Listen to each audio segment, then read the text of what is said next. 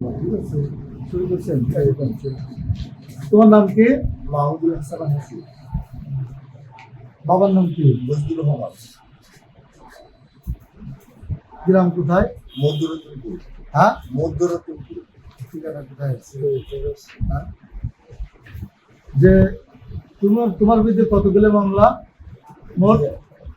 এই যে 18টা মামলা। তার ভিতরে কি কি মামলা আছে? 16টা মাদক মামলা। হ্যাঁ, আরেকটা হলো চাঁদাবাজি সহ অন্যান্য ধারার মামলা। আরেকটা কি? পুলিশ আসল মামলা।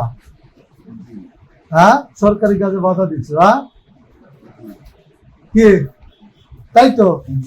এই যে এতগুলো এগুলো ধরনের মামলা কেন তোমার বিরুদ্ধে?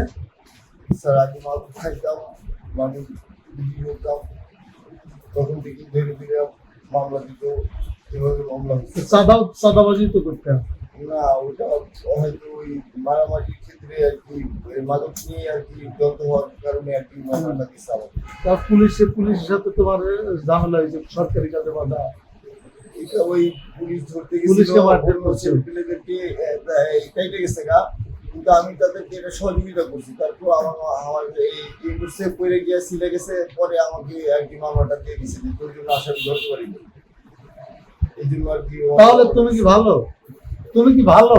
স্যার আমি এখন ভালো। তুমি কি ভালো? তাই বলতে না না, আমি বলছি, তুমি কি ভালো? জি না স্যার, তুমি তো ভালো না। ভালো জি না, আমি এখন খারাপ কিন্তু করি কিন্তু নাই। কিন্তু না না, তাহলে এই কাজগুলো কি আরো করবা? আর করবো না স্যার, আমার কিন্তু